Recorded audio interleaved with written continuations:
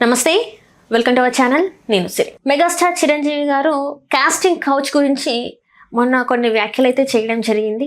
ఇండస్ట్రీలో casting couch అసలు ఉందా లేదా అనేది మళ్ళీ క్వశ్చన్ మార్క్గా మారిపోయింది. సో దీని మీద స్పందించడానికి మనతో పాటు ఉన్నారు ప్రముఖ రాజకీయ విశ్లేషకులు, సినీ క్రిటిక్ భరద్వాజ్ గారు. నమస్కారం సార్. నమస్తే సార్. ఇప్పుడు చూస్తే కాస్టింగ్ కౌచ్ అన్ని ఇండస్ట్రీలో ఒక మహిళ, ఒక ఆడపిల్ల ఇండస్ట్రీకి రావాలి అంటే ఫస్ట్ భయపడేది, తనలో ఎంత టాలెంట్ ఉన్నా కూడా ఈ కాస్టింగ్ కౌచ్కి భయపడుతూ ఉంటారు.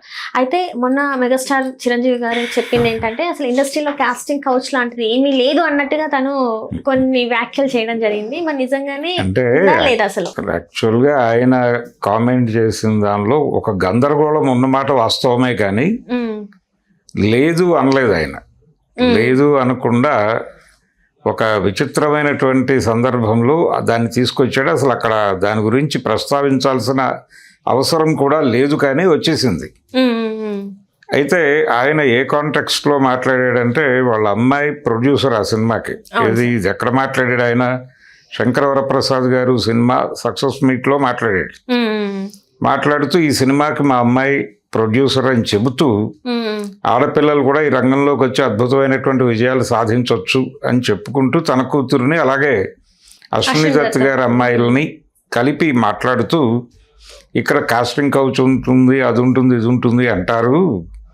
అవన్నీ ఉన్నప్పటికీ మా వాళ్ళు వీళ్ళకేమీ ఇబ్బంది ఉండదు అని మాట్లాడాడు. మాట్లాడుతూ మనం బలంగా ఉంటే ఎవరు మన ఏం చేయలేరు, ఎన్ని ఇబ్బందులు ఉన్నప్పటికీ ఇబ్బందులు ఉంటాయి ఏ రంగంలోనైనా.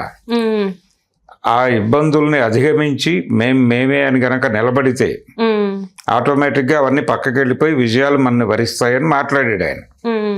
అయితే ఇక్కడ గొడవ ఏంటంటే ఆయన ప్రస్తావించిన పేర్లు చిరంజీవి గారి అమ్మాయి అలాగే అశ్విని దత్ గారి అమ్మాయిలు, వీళ్ళని కమిట్మెంట్ అడిగేటువంటి ప్రయత్నం ఎవరూ చేయరు. బుద్ధి జ్ఞానం ఉన్న వాళ్ళు ఎవరు కూడా ఎందుకు చేయరు అంటే వాళ్ళు ఒక స్థాయి ఉన్నటువంటి ఒక బ్యాక్ ఇది ఉంది ఇండస్ట్రీలో. వాళ్ళు పెద్దలు అన్నట్టే, ఇండస్ట్రీ పెద్దలే, ఇండస్ట్రీ పెద్దలు పిల్లలు వాళ్ళు.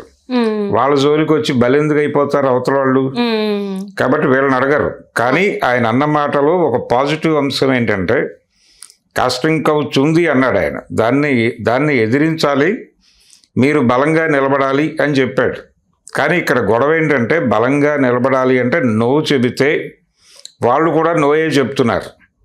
అంటే మీకు క్యారెక్టర్ కావాలంటే ఇది చేసి తీరాలి, ఇది చేయకపోతే మీరు బయటకు వెళ్ళిపోవాలి అనే సందర్భం వచ్చినప్పుడు ఆటోమేటిక్గా బయటకే వెళ్ళిపోతారు. న్యూ కమ్మర్స్ గొడవ ఏమిటి అనేది ఇక్కడ ప్రధాన ప్రశ్న. కొత్తగా ఇండస్ట్రీలోకి రావాలనుకునేటువంటి అమ్మాయిలకి చిరంజీవి గారు లాంటి తండ్రి ఉండడు, అశ్విని దత్ గారు లాంటి నిర్మాత తండ్రి ఉండడు.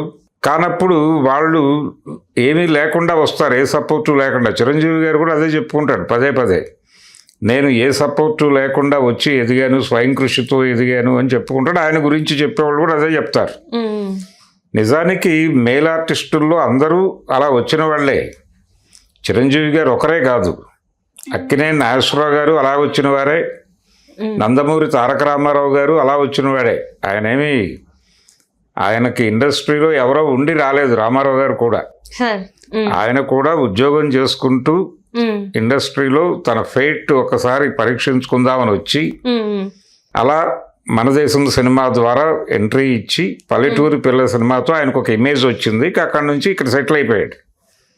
చిరంజీవి గారు అంతే. ఎవరైనా న్యూ కమ్మర్స్ వచ్చినప్పుడు మొదట్లో ఇబ్బందులు ఉంటాయి. చిరంజీవి గారు కూడా స్ట్రగుల్ అయ్యాడు. చిరంజీవి గారు మాత్రమే కాదు, రామారావు గారు కూడా స్ట్రగుల్ అయ్యాడు ప్రారంభంలో.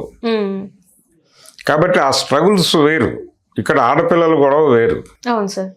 ఆడపిల్లలు ఎంట్రీ స్టేజ్లో న్యూ కమ్మర్స్ వచ్చినప్పుడు ఈ రకమైన హెరాస్మెంట్ చాలా ఎక్కువ ఉంది.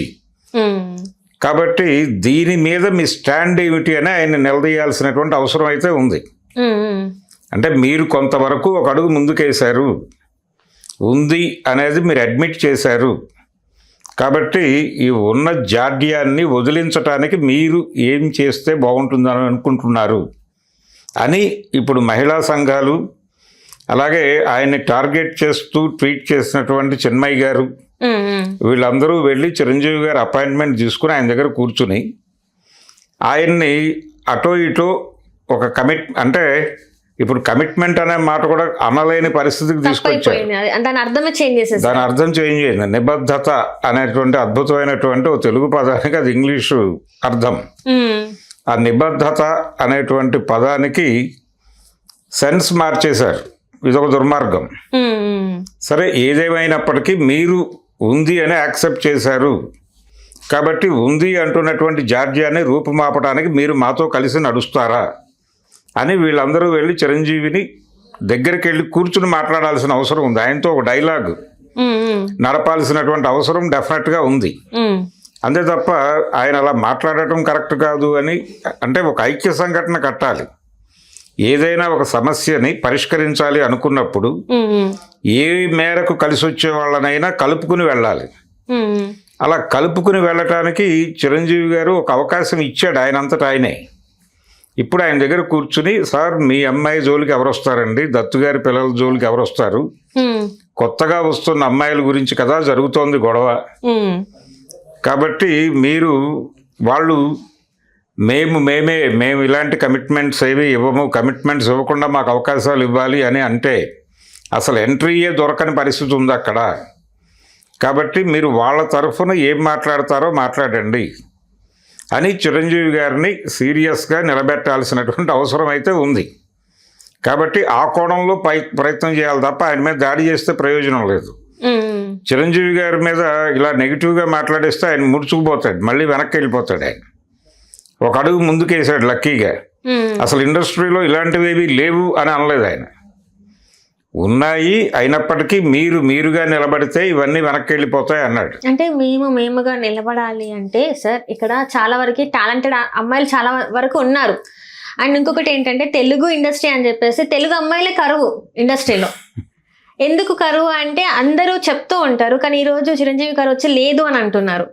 లేదు అంటే ఉంది, కానీ దాన్ని తిప్పికొట్టాలి అంటున్నారు. తిప్పికొట్టాలంటే ఎలా తిప్పికొడతారు సార్? ఇక్కడ తిప్పికొట్టడం కుదరదు. ఆ కుదరని పరిస్థితిని ఆయనకి చెప్పాలి ఓపెన్ గా. వెళ్ళి ఆయనతో కూర్చుని మాట్లాడాలి కదా ముందు.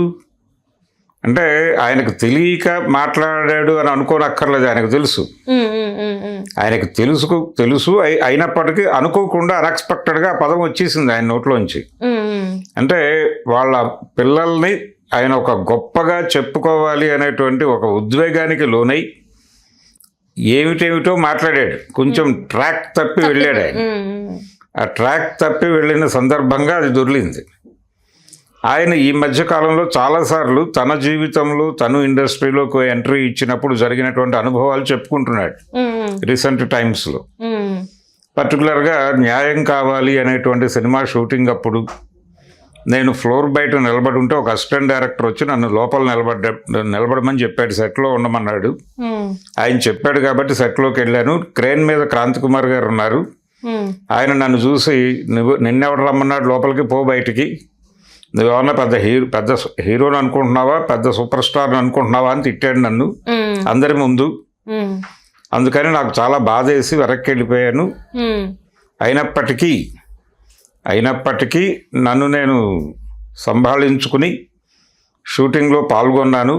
ఇది జరుగుతోంది. నేను అనేది సినిమా పరిశ్రమలో మాత్రమే కాదు, ఐటీ ఇండస్ట్రీలోనూ ఉంది, ఇది మీడియా రంగంలో కూడా ఉంది. ప్రతి చోట ఉన్నమాట వాస్తవం.